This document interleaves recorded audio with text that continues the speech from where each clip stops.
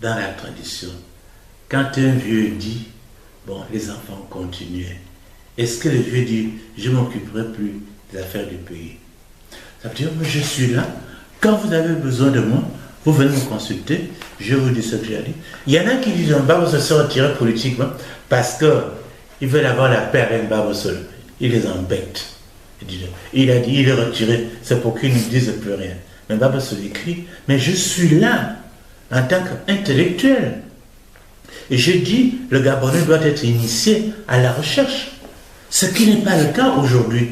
Alors, je parlais de recherche quand j'avais des fonctions politiques. Maintenant, je vais leur montrer que je fais la recherche sur le tas.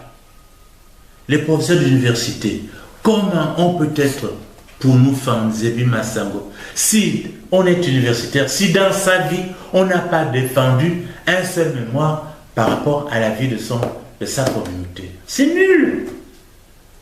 Oh, il y a un Français arrivé au doctorat qui n'a jamais rien fait par rapport aux Français.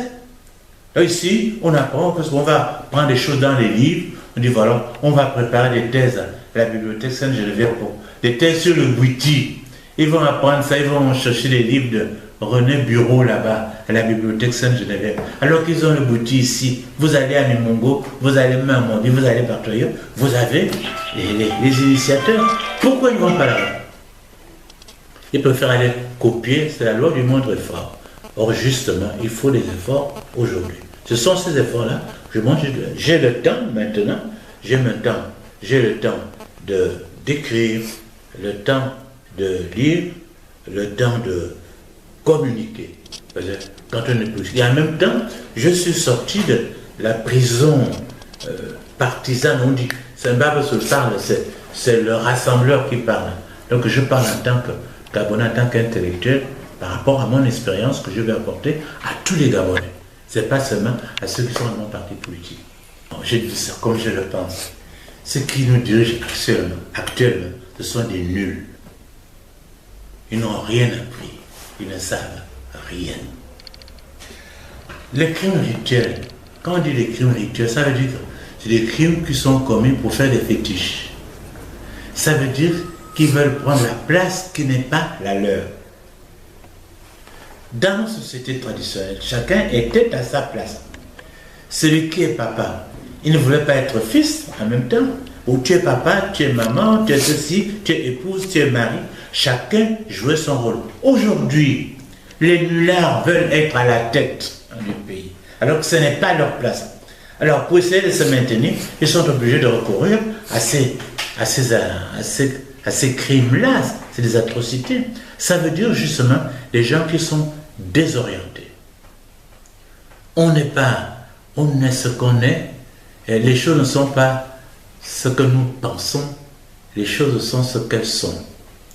Vous avez votre valeur, et cette valeur-là vous a été donnée, et par Dieu, et même par vos ancêtres, vous devez occuper telle place. Aujourd'hui, au Gabon, on ne s'occupe pas de savoir si tel il est là, il est vraiment à sa place. Voilà pourquoi, parce qu'on veut occuper la place des autres, on est jaloux, on les tue, on fait les fétiches. Alors évidemment, chez nous autrefois, vous savez, les gens qui tuaient, ils étaient condamnés à mort. Alors ils étaient condamnés à mort, on ne les prenait pas, on ne les tuait pas. On parlait et on leur parlait de telle manière qu'ils ne puissent plus recommencer à tuer. Voyez la puissance de la parole. Et c'est pour ça que j'ai lutté, moi, quand j'étais ministre des droits de l'homme, que j'ai lutté pour qu'on supprime la peine de mort.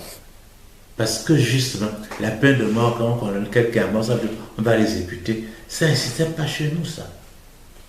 Quelqu'un ne pouvait tuer qu'une fois. Et quand il avait été jugé, il ne pouvait plus tuer une deuxième fois. Parce qu'il y a des règles psychologiques que nous ignorons aujourd'hui, qu'utilisaient nos ancêtres, et que tous les peuples du monde devraient utiliser. Mais il faut qu'on ait la possibilité de retrouver ça et d'expliquer ça à tout le monde. Parce que ce que nous trouvons ici au Gabon, ce que nous disons au Gabon, ce n'est pas seulement pour les Gabonais. Nous sommes un peuple qui doit communiquer son savoir aux autres peuples. C'est ça notre force. Malheureusement, on a brûlé les Gabonais. Qu'est-ce qu'on fait aujourd'hui les Gabonais? On boit, c'est les histoires de fesses. Alors, vous voyez, vous ouvrez la télévision, il n'y a que les histoires de fesses. Est-ce qu'on a besoin de venir faire démonstration pour montrer comment un homme et une femme couchent? C'est ça, tous les gestes qu'ils sont en train de faire là, c'est pour abrutir les enfants. On voit les enfants de 2-3 ans qui commencent à imiter des conneries comme ça. Il n'y a aucune retenue. On explique, on ne dit pas il faut obliger, on dit il faut éduquer les gens de telle manière qu'eux-mêmes soient leur propre censure. Dire que voilà, telle chose, ça ne m'apporte rien, moi je ne veux plus de ça. Mais il faut les gens qui leur disent, vous devez être vos propres censeurs. À partir du moment où vous voyez que quelque chose ne va pas avec votre communauté, ne va pas avec vous-même, vous évitez cela. Il n'y a pas de système de valeurs au Gabon aujourd'hui. Parce que justement, ceux qui sont au pouvoir n'en ont pas ou ont laissé tomber leur système de valeurs, ont fait n'importe quoi. Parce que je suis ministre, parce que je suis président de la République, j'ai le droit de faire tout ça. Mais non, ce n'est pas parce que tu as une fonction que tu as le droit de tout faire. Il y a des lois sociales qui sont au-dessus de toi. Tout ce que je vous dis, ça veut dire que j'ai appris ça auprès de tous les notables de toutes les communautés. J'arrive, comment les gens vivaient? Je posais des questions, on m'expliquait.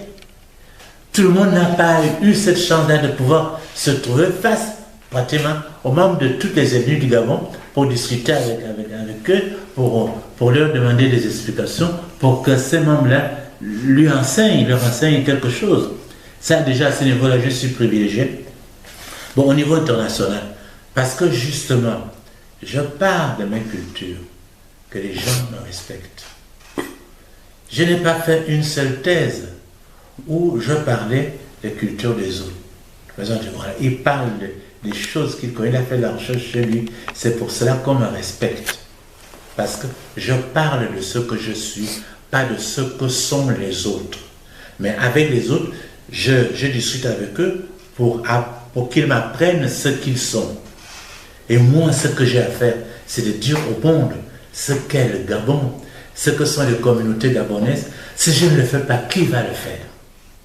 Voilà, vraiment, je suis à ce niveau-là, je suis vraiment privilégié parce que les circonstances ont fait que, bon, en tant que prêtre, j'ai fait des études au Gabon et en Europe. J'étais un peu partout, je suis allé à Jérusalem pour les études bibliques et tout ça, mais ce sont des privilèges, ça.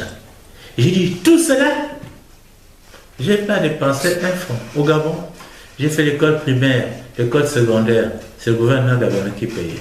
Quand je suis allé en France, mais c'est la France qui a payé toutes mes études supérieures, je n'ai pas déboursé un rond. Est-ce que le Gabon était plus riche à ce moment-là? Est-ce que la France était plus riche à ce moment-là? Ça, je crois. Par exemple, quand la France est derrière vous. Je ne sais pas, c'est une grande puissance, c'est trop dur. C'est-à-dire, la France nous écoute parler. La France dit, voici celui qui tient un langage authentique. C'est-à-dire, qui dit la vérité de ce qu'il est. Vous allez avec quelqu'un qui vous apporte quelque chose. Si vous avez quelqu'un qui ne vous apporte rien, il n'y a aucun intérêt. Bon, vous le protégez si vous voulez. Mais avec les Français, j'ai toujours été franc. Je n'ai jamais été agressif, mais j'ai affirmé toujours avec fermeté ce que je suis. Et c'est dans cette affirmation-là que la France, que les Français m'ont toujours respecté. Qu'ils fussent hommes politiques, ou prêtres, ou religieux, tout ça, c'est parce que je dis ce que je suis avec mes limites, que je sais, moi, reconnaître. Je sais que nous avons pris beaucoup de retard au niveau de la formation technique. Vous savez qu'à la fête des cultures, les enfants, pour nous, de Moabit, ont commencé à fabriquer des hélicoptères. Oui. Donc, ils auraient pu faire des droits à ce moment-là. Cela avait continué sur cette... Parce que je pensais à ça. Mais ça a été coupé. Voilà, c'est que quand les autres... Voilà, c'est un peuple qui était inventif. Vous êtes obligé de faire des alliances avec des gens qui sont inventifs parce que vous voulez vivre mieux. On a coupé cela pour leur montrer comment on danse, on se saoule, on va faire des réunions pour 100 000 francs pour aller acheter la drogue. Pensez les enfants, il y a une fille qui a une voiture, une 2 chevaux, à Siro. On était déjà bien partis, mais Tout ça, c'est terrible. Puisqu'on a fait, on a tué la fête des cultures parce que c'est Barbados qui a fait ça. On est allé chercher les fesses de je ne sais où, des femmes qui sont venues la montrer leurs fesses pour dire la fête. Mais c'est vraiment de l'idiotie. On ne peut pas être plus idiot. Alors je regarde tout cela, sinon, mais je dis que ça, il y a une chose que je ne peux pas dire parce que nous sommes à la presse. Mais le Gabon, c'est un pays qui a des intelligences supérieures. Mais il faut les découvrir et les mettre au travail. Tous les ans, vous m'entendez, tous les ans, nous perdons 9 génies, garçons et filles. Si on développait ces génies-là, souvent les génies vont naître dans des milieux modestes. Ces milieux modestes ne sont pas capables de payer l'école. Et ces génies-là, qu'est-ce qu'ils deviennent? Quand il y a une intelligence supérieure, elle est obligée de produire quelque chose, alors ils produisent des monstruosités, ils deviennent criminels, ils deviennent délinquants et tout ça. Dans un village, dans un village, lorsque on vit, il y a des règles du jeu. Et le chef lui-même s'interdit d'abord d'être complice de ceux qui peuvent commettre des infractions. Ici au Gabon, les chefs souvent sont complices de ce que posent comme acte leurs inférieurs. Alors, lui dit, quand on veut l'opération Mamba, vous voulez parler de ça? L'opération Mamba, je vais vous dire, franchement, c'est une idiotie. Si des gens ont commis des fautes, parce que juste à cause du laxisme généralisé qui a été favorisé par les premiers responsables politiques, si ça s'est produit comme ça, il faut maintenant dire, comment on fait? Est-ce que vous croyez que dans un pays, on va arrêter tout le monde? Parce que tous ceux qui ont commis des actes, moi je leur ai toujours dit, écoutez, trouvez-moi un seul dossier où Mbaba Sola a détourné l'argent, montrez-moi ce dossier-là. Si vous trouvez un seul dossier où Mbaba Sola a volé de l'argent, montrez-le-moi. Je vais vous montrer que si vous dites c'est Mbaba Sola, je vais vous montrer que c'est... Ils sont venus chercher ici le dossier des fêtes tournantes qu'ils avaient détruit. Parce que justement pour se protéger, ils disent, il faut détruire ces documents-là pour que si on cherche, on ne nous trouve pas. Mais moi je les avais ici. Les gars, ils sont allés me raconter que Mbaba Sola a détourné 1,6 milliard. Mais oui, j'ai dit, vous parlez 1,6 milliard. Mais 1,6 milliard, lorsque j'étais responsable en 2007 des fêtes tournantes, vous aviez dit que les pagnes coûtaient 1,6 milliard. Moi je n'avais pas d'argent. Je signais des papiers. Alors seulement le président Bongo, après m'a envoyé un papier pour me dire, mais les pagnes pour la fête tournante de 2007 ont coûté 300 millions. J'ai des papiers. Alors ceux qui étaient gestionnaires des finances, c'est pas moi qui gère les finances, ils ont dit ça a coûté 1,6 milliard. Je dis, trouvez les 1,3 milliard, voilà. Ça va coûter. Vous avez dit que c'est les pagnes qui coûtaient 1,6 milliard. C'est faux. Avec vos propres signatures, je les ai. Donc, ces choses-là, lorsque tout le village s'est trompé, il faut qu'il y ait suffisamment d'hommes et de femmes sages pour dire discutons. Est-ce que si on met tout le monde en prison, ça profite à quoi? Si maintenant on a des gens qui ont volé, et il y en a la plupart, les gens qui m'ont combattu, ils m'ont tous combattu. Parce que moi, je ne crois pas à ce qu'ils rencontrent parce que je les connais. On dit, voilà, vous avez pris l'argent. Mais si je mets en prison, ça veut dire que vous avez volé l'argent, vous avez gâché l'argent des Gabons, vous n'avez pas fait du travail. Tu vas aller en prison et je vais être encore obligé de m'occuper de toi. Après avoir volé, pas du tout. Maintenant, montre où sont tes comptes. Voilà la solution. Où sont tes comptes? Donc voilà. Si tu as 15 milliards par exemple, tu dis bon, 15 milliards, on te laisse 2 milliards. Le reste, la caisse de l'État. Le problème est résolu.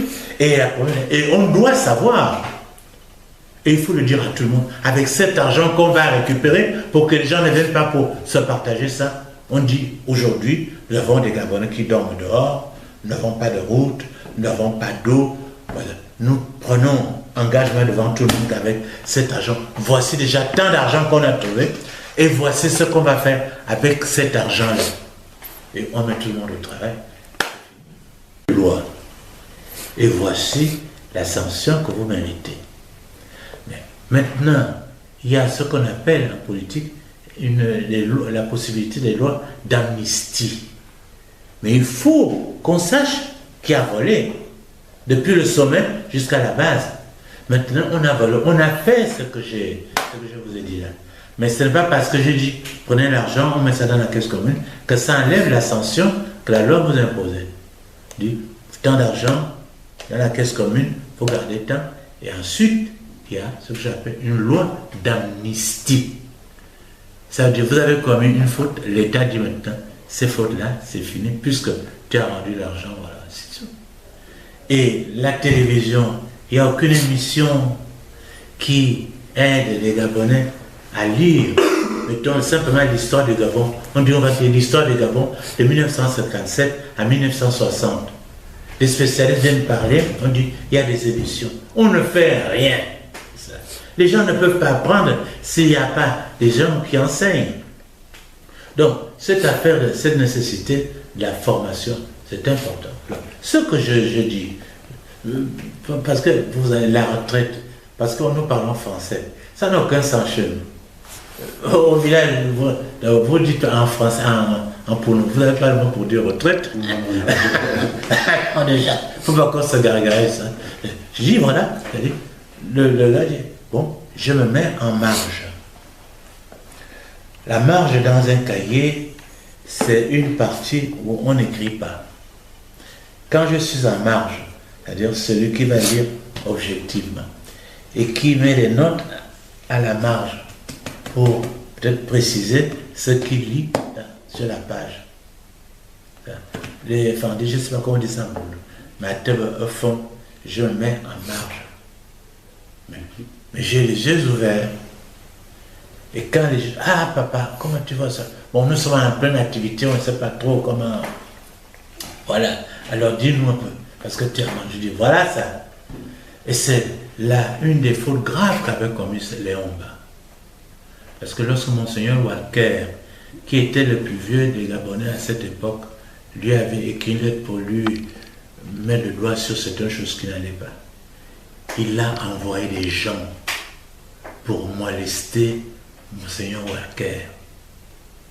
C'est ça le problème. Quelqu'un est à marge. Ça ne veut pas dire, je ne veux plus m'intéresser, je ne veux plus parler. Puis tu es à marge, ça veut dire, tu fais des notes. Parce que tu lis, en fait, tu dis, voici, attention, là, là. Alors, si tu es responsable, tu dis, moi, je n'ai pas dit que je me désintéresse du Gabon. Je dis, si on a besoin de moi, on dit, fais une conférence, quelque chose d'autre. Moi, je suis prêt, je suis prêt à faire tout. Ça. Je suis un intellectuel, j'ai dit même tout le savoir linguistique que j'ai appris. Parce que je peux faire des méthodes d'apprentissage des langues gabonaises. C'est rien du tout. Hein. Avec un peu d'argent, on arrive à faire comme ça. Chacun va étudier lui-même sa langue personnellement. J'ai étudié ça. Même au niveau de la Bible. Tout ce que vous pouvez entendre raconter, des bondieuseries. Mais c'est pas ça la Bible. Les choses, je peux faire des conférences là-dessus. Mais les gens savent que j'ai cette formation. Ça, c'est les histoires de Baba Soul. Qu'est-ce que je veux que je dis? Ils ne veulent pas. Je n'aime pas parler des autres. J'ai dit, tous ces gens-là, la majorité de composition, ont lutté contre moi. Ça, certains même auraient préféré entendre que Baba Soul est mort. Bon, ça c'est une chose, je m'en fous, je ne demande pas comme ça. Je dis maintenant,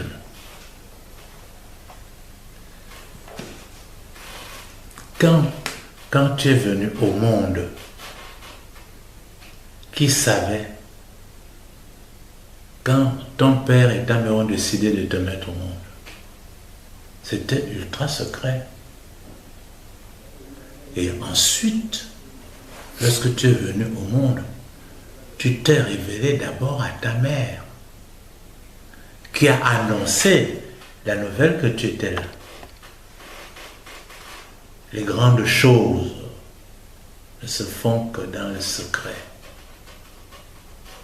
Et c'était une des tares des Gabonais. Ils sont bavards. Ils parlent des choses qu'ils ne connaissent pas. Et je leur dis souvent, taisez-vous un peu. Parce que je pense que si se taisait un peu, en ce moment-là, nos ancêtres viendraient peut-être leur parler en songe pour les redresser. Mais tant qu'on fait du bruit comme on est là, on n'arrivera à rien. Dessus, une parole efficace est toujours précédée par le silence. C'est ce que j'ai appris, pas des blancs, ce que j'ai appris avec tous les vieux du Gabon. Mais je vous dis, c'est impossible avec ces gens qui sont au pouvoir. C'est impossible. Je ne dis pas que ça on arrive, je dis c'est impossible. Parce qu'ils sont comme ils sont. Ils veulent le pouvoir, ils veulent s'amuser, ils veulent l'argent, ils veulent les femmes, ils veulent tout ce que vous voulez. Pour faire un peuple, il faut d'abord réfléchir. Et on ne réfléchit que dans le silence. Et le silence vous enseigne l'humilité. Quand vous êtes dans le silence, vous soulevez beaucoup de questions auxquelles vous n'avez pas de réponse. Alors à ce moment-là, vous dites, ah, donc je ne sais pas tout. Donc j'ai besoin d'autres pour arriver à connaître le Gabon. Dans l'état actuel, toute l'opinion internationale dit que les Gabonais sont des nullards. Parce qu'échouer lamentablement comme ils font là, avec tant de richesses qu'ils ont, avec une petite population, nous sommes considérés comme les derniers des bounoules. C'est tout. Je vous dis ça. Que c'est un Français. Quel respect voulez-vous qu'un Français ait vis-à-vis d'un Gabonais? Quelqu'un s'en va en France, il fait mon sein. Quand ils disent, oh, j'ai rencontré le président Macron, j'ai rencontré tel président. Vous savez ce qu'ils vont leur dire? Non, monsieur le président. Voilà. Monsieur Macron, vous êtes président de la République française. Je voudrais rester au pouvoir. Soutenez-moi, qu'est-ce que vous voulez que je vous donne? C'est tout. Ils disent pas, voilà, mon peuple a besoin de ça, le pays a besoin de ça. Non, ce n'est pas leur problème. Vous avez entendu l'autre qui t'a dit, moi je donne 5 000, 500 000, quoi, je ne sais quoi. C'est ce qu'on lui demandait. Quand un chef d'État s'en va, quelqu'un qui est responsable d'une famille, il va dire aux autres chefs, bon, j'ai chez moi, comme là-bas, moi, bien, Badi, oh, mais j'ai vu une fille là, mais j'ai dans mon village 3 célibataires. Bon, est-ce que... Ben oui, ces filles-là ne sont pas encore retenues. On dit aux gens ce dont a besoin son peuple. Mais ils disent pas, ils ne demandent pas ce dont a besoin le peuple, ils disent, ils ont besoin de rester au pouvoir. Qu'est-ce qu'ils veulent donner aux gens qui vont les aider à rester au pouvoir? C'est toutes les comédies que vous voyez là aujourd'hui, c'est ça. Il n'y a rien d'autre. Ils ne peuvent pas dire à des Français, voilà, nous voulons faire ça au Gabon. Vous avez Libreville, Cambo, 100 km, même pas. 57 ans d'indépendance, on n'a pas encore réussi à vous donner cette route-là. C'est quand même abusif. Mais il n'y a même plus de débat là. C'est des nullards, c'est tout. C'est des nullards. Vous allez voir comment ces jeunes vont transformer ces gens-là qui sont en train de se foutre de la gueule des gens. Parce que c'est l'expression que j'emploie devant la presse. Ceux qui sont au pouvoir se fichent de la gueule des Gabonais. Quand on voit ça, les petits Gabonais, on les appelle, puis on dit, 5 000 francs, les prenez, 10 000 francs. C'est ça le Gabon. Et les étrangers qui voient ça, tous les services de renseignement répètent ça partout. Nous sommes considérés comme des moins que rien. C'est tout. Mais il faut que les Gabonais comprennent qu'il y a un changement quelque part. Nous sommes le peuple gabonais qui est divers. On est à peu près une quarantaine d'ethnies, un peu moins. Et chacune de ces ethnies-là a un génie. Pour que le Gabon devienne le vrai Gabon, il faut que ces ethnies, soient en synergie. Qu'on puisse également tirer des connaissances de toutes ces communautés. Aujourd'hui, si vous avez mal à la tête, vous n'avez qu'un seul médicament, vous allez voir le médecin qui vous prescrit et qui vous fait une ordonnance. Il va mettre dessus 2 ou 3 médicaments. C'est partout au Gabon. Mais quand je prends les 40 ethnies, ça veut dire qu'il y a 40 médicaments pour soigner la main. Et tout ça, c'est sacrifié. Il faut simplement dire au Gabonais, reprenez, réappropriez-vous vos savoirs traditionnels, vous les analysez, vous les perfectionnez, vous allez voir des miracles. Je voudrais que chaque Gabonais comprenne que l'école cadeau, ce n'est pas une affaire d'un barbe-saule. C'est une volonté que même, je dirais, les ancêtres ont mis aussi en moi pour dire que si tu veux faire ce pays-là, fais éclater les intelligences. Et quand les intelligences sont éclatées, elles vont inventer. Et si tous les Gabonais, et je sais qu'ils en sont capables, se mettaient à inventer, le Gabon, c'est un pays ultra moderne. Si seulement les Gabonais pouvaient comprendre. Et je demande aussi à nos amis qui nous écoutent, aidez-nous. N'écoutez plus les gens qui viennent vous dire je veux rester au pouvoir. Qu'est-ce que vous voulez que je vous donne pour que vous me mainteniez au pouvoir? Écoutez ceux qui vous disent voilà, mon peuple a besoin de ça. Il faut que je fasse ça pour mon peuple. Dans quelle mesure pouvez-vous m'aider? Voilà le chef de demain de notre pays, notre cher Gabon. 3 000 milliards de budget pour 2 millions d'habitants et on crève de faim. C'est une honte. Le Gabon, lève-toi et marche. En réalité, je suis un Gabonais. J'ai vécu dans une tradition, que ça soit tradition Fangou, tradition Pounounzémi. Nous sommes foncièrement des démocrates parce que nos sociétés ont fonctionné avec le collégialisme.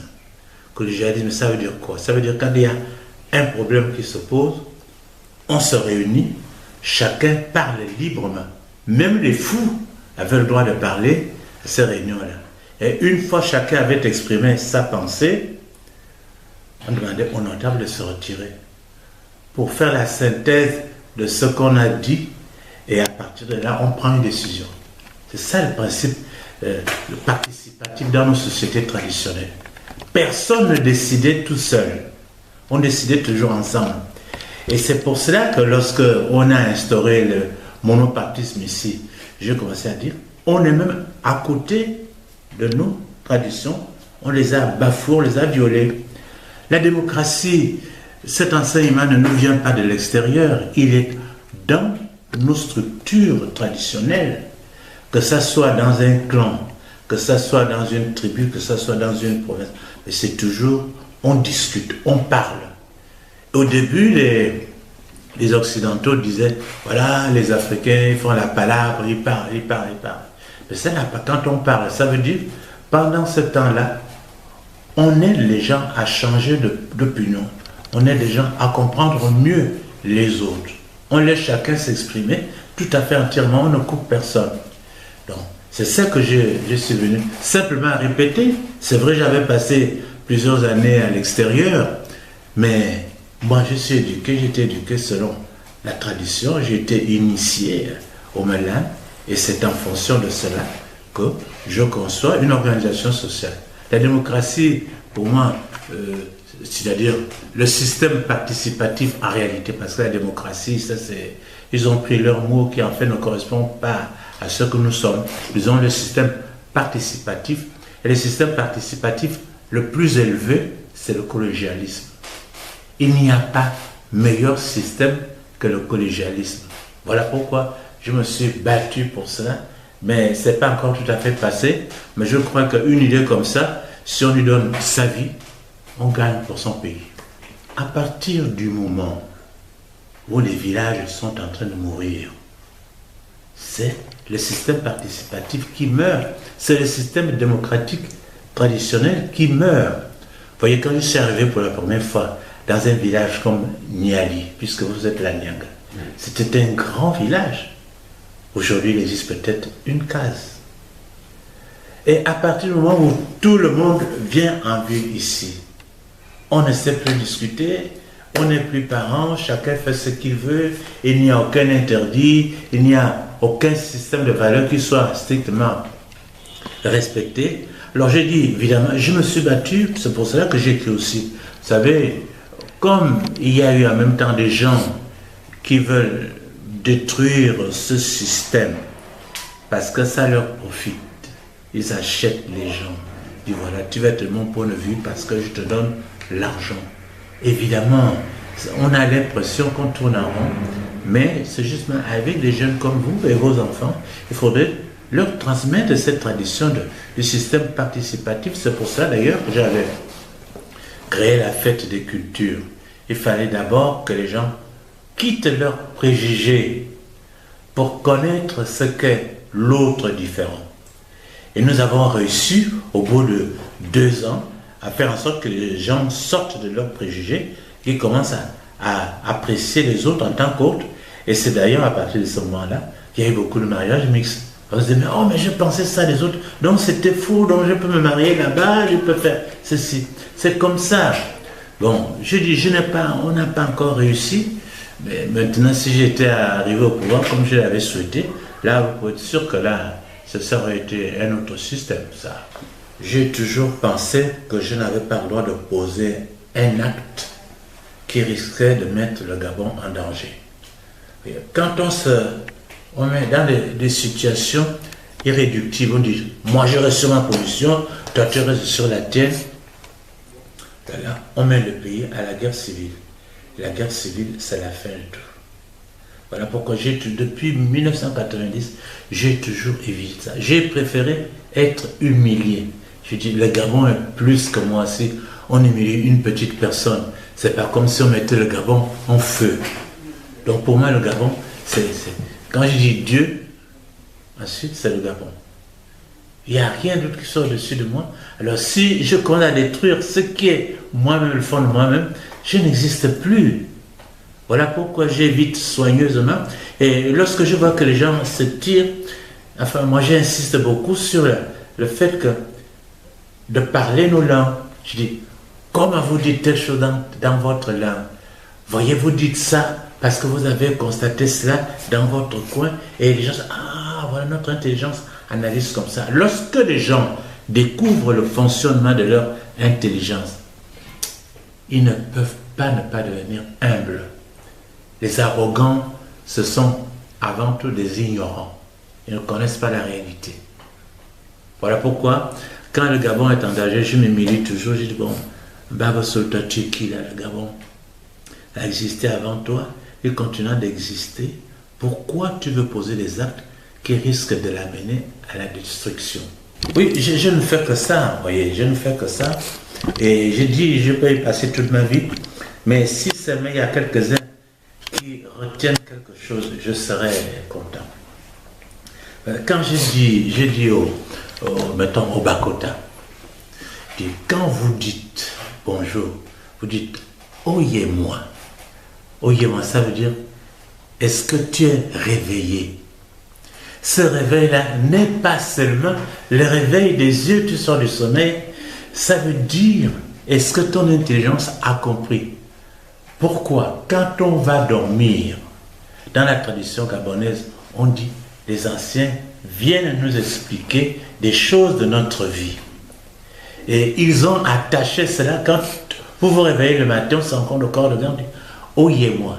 Ça veut dire, est-ce que tu es réveillé de ton ignorance? Est-ce que tes ancêtres ont réussi à te convaincre pendant la nuit? Et quand je dis, non, et toi, c'est la même chose.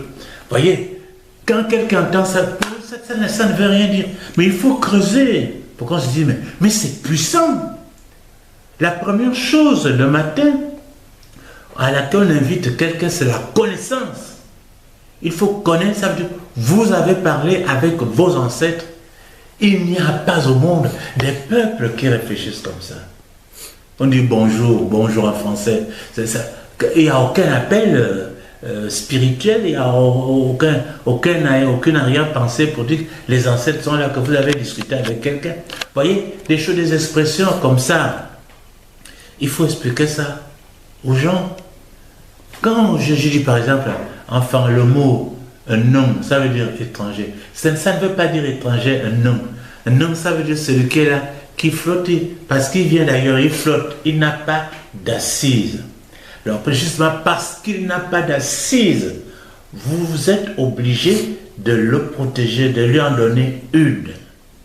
Là, quand on dit un homme, vous traduisez ça en français, oh les flottants, mais vous ne savez pas ce que ça veut dire chez nous.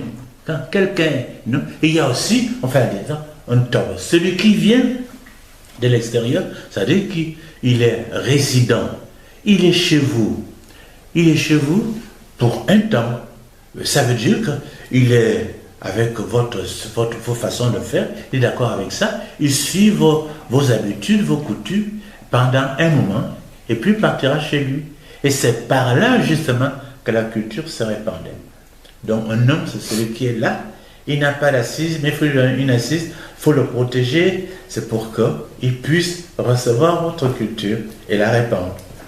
Ce programme-là, c'est un programme que tous les peuples du monde doivent adopter. Quel est le pays qui va se construire sans formation? Quel est le pays qui va se construire si les gens ne se portent pas bien? Quel pays va se construire si les gens sont nomades et n'ont pas de maison? Alors, l'erreur des Gabonais, c'est qu'ils ont cru ça, c'est le programme d'un Baba Soul. Moi, je prends des choses essentielles. Ce qui est propre à tout être humain. Il faut que tu aies une formation.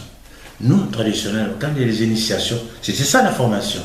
Or, aujourd'hui, il n'y a plus aucune formation. Et alors maintenant, pour aller à l'école, il faut payer. J'ai dit, avec 2 millions d'habitants, avec un budget de 3 000 milliards, enfin quand même, il faut croire que les gens qui s'occupent du Gabon, ils s'en foutent, excusez-moi l'expression, du Gabon. Qu'est-ce qu'on ne peut pas faire avec 3 000 milliards par rapport à l'école, par rapport à la santé des gens, par rapport même même des maisons préfabriquées, que les gens soient logés normalement, leur donner de l'eau. Ça coûte quoi? On fait des forages et l'eau sort tout seul de terre. D'abord, c'est une terre d'eau. Alors, on a appris, quand on dit école cadeau, hôpital cadeau, c'est des histoires de Baba Soul. Mais ce n'est pas des histoires de Baba Soul. C'est simplement humain. Et si j'étais français, si j'étais anglais, si j'étais américain, je dirais la même chose. Dans les besoins de base d'un être humain, c'est la nourriture, c'est une maison, c'est l'eau, c'est le vêtement. Si on veut juger un système qui est en place de son efficacité, regardez si les gens sont formés. Si les gens ne sont pas formés, comme actuellement l'école va à rouleau, ça veut dire qu'il n'y a pas de pouvoir. Les gens créent maintenant. Des jeunes comme vous contractez des maladies, et puis beaucoup de jeunes qui sont en train de mourir de maladies. Mais les maladies qu'on peut soigner, le pouvoir est complètement défaillant. Quand je pense, si je vous pose la question, ce que vous avez mangé depuis 4 jours, qu'est-ce qui a été produit par le Gabon? Alors, ça veut dire pour moi, vous n'existez pas. Il faut que les gens se disent, on n'existe pas dans ce système. On ne peut pas continuer à ne pas exister dans notre pays. Alors, voyez donc, ce programme-là, c'est un programme pour les peuples, des gens qui ont un minimum de bon sens. Les enfants vont à l'école, il faut qu'ils mangent. Les gens qui sont en train de mourir de faim, quand on leur dit les gens meurent de faim, au Gabon, ils disent oh, Gabon, c'est un scandale. Mais qu'ils aillent dans les villages. Dans les villages, les gens meurent de faim. Si vous trouvez encore une case, je ne sais pas moi, un Bilagnan, mais vous trouvez peut-être M. Mbadiga là-bas, il a pris de l'âge, mais tous les cas autour se finissent, il n'y a plus personne. Pourquoi les gens sont partis? Parce qu'ils ont peur de la mort. Si je suis malade ici, je vais crever, donc je préfère aller trouver mon enfant qui est à Libreville. Ici, je n'ai rien à manger. Je vais à Libreville, je vais manger quelque chose, même si c'est produit par l'extérieur. C'est ça qui fait que les villages se vident. La première chose, il faut que les gens se trouvent dans leur milieu. Et j'ai dit, ce qui se passe dans la Nyanga, dans la Gounier, dans le Golem-Tepe, ne peut être bien expliqué que par les gens du coin qui, avec leur langue, ont analysé les réalités du coin. Ce n'est pas le français qui peut expliquer les points importants d'un bigou par rapport aux plantes, par rapport aux poissons, par rapport aux animaux. Quelle est la langue qui peut mieux exprimer ça? C'est l'Nzebi. Voilà pourquoi je tiens aux langues. Cela ne veut pas dire qu'il ne faut pas parler d'autres langues. Je comprends bien qu'il faut parler le maximum de langues. Nous avons plusieurs langues. C'est justement Dieu nous a mis dans cette situation-là pour que nous puissions apprendre toutes les autres langues du monde. Que nous puissions apprendre l'anglais, le français, le grec, tout ce que vous voulez. Parce que nous avons déjà l'habitude. Mais moi, c'est avec mon système, je peux vous dire que peut-être en 10 ans, je peux faire en sorte que tous les Gabonais parlent au moins 3 langues. C'est rien du tout. Vous avez l'Nzebi, vous avez le Massango, vous avez le Pounou, vous avez le langue. Ces langues-là c'est les langues voisines. Quand 2 langues ont 30% d'intercompréhension, c'est la même langue. Si vous étudiez ça, les gens vont se comprendre très rapidement. Et ça va être un jeu d'enfant. Alors on voit ça.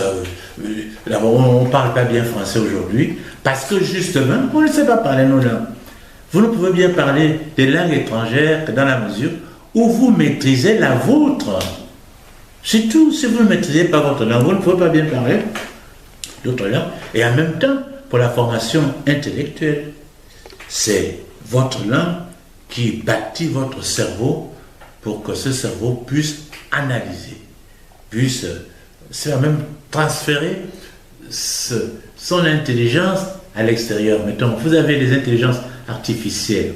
Le piège, c'est l'intelligence de l'homme. Quand s'il y a un animal devant moi qui se présente, je fais comme ça, je l'attrape. Il va dire, mais moi je veux donner cette intelligence à des bouts de bois pour faire des pièges. Ça veut dire, je transfère mon intelligence, je la donne au piège. C'est l'intelligence artificielle. Et puis le piège va agir grâce à mon intelligence en mon absence. C'est ça la puissance de l'intelligence. Pouvoir faire agir en son absence.